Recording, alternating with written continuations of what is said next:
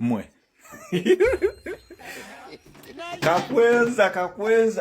kakweza nogeza ondise enkoko yange gwe ne bantu mwe muli babi mulina amawulire temutubuulira kirungi kati ndi wano ngamba nsimbule ebyokulya nsimbule ebyokunywa nindeku kati ze ndi wano binsobedde ondaba neetala naye kakweza nekikutaaga nondiisa enkoko yange nga bintu tebinnaba kubaako ebyabadde Kakwenza akugambye naye ndaba social media ekyamukirira naye temutugamba ki badaye kiki kyennyini ekituufu bantu mmwe kiki ekiri mu kunsiiwa wano lwaki wansiiwa ndagewa watuufu mwe Kakwenza akugambye mbu zero sijja kubyogera namwe munoonyereze naye zensonga esaawa yonna babinyonkondo esaawa yonna babinyonkondo bandiyiwamu ekika ky'essanyu eritali ggere bandituyiwamu ekika ky'essanyu eritali ggere gwanamanya oba osanyuka kiro 5 oba osanyuka kawumbi naye bandituyiwamu essanyu okusinziira ku Kakwenza lukira basayiza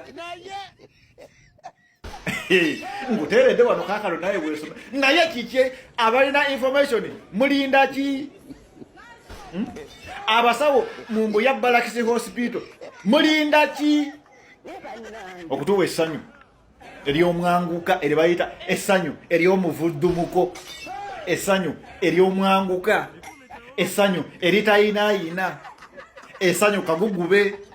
essanyu nakakongo essanyu kaawo kadda essanyu nyinimu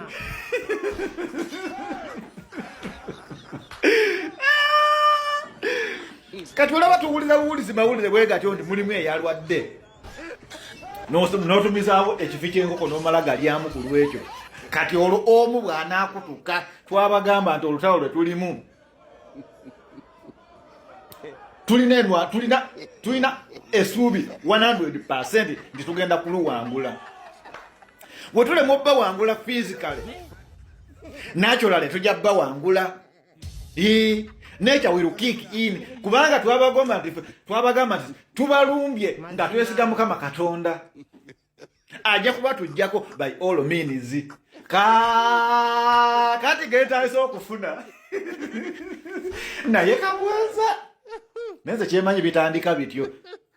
ne bwonaawona nova ku oxygen olunaddako we kinja mumiro wewe nga mutukinjiza netubonaabonera ku mawanga netubonaabonera mu malungu ng'ensi yaffe erina buli kimu naye nga mutulemeddeko bannayuganda mutandikirewo kati buli kika kya musabe saala etugumbula yokka eri esaala gye twasabanga mu kampeyini tugiddemu buto ebibala tutandise okubiraba twandifuna essanyu kakongoliro nyabo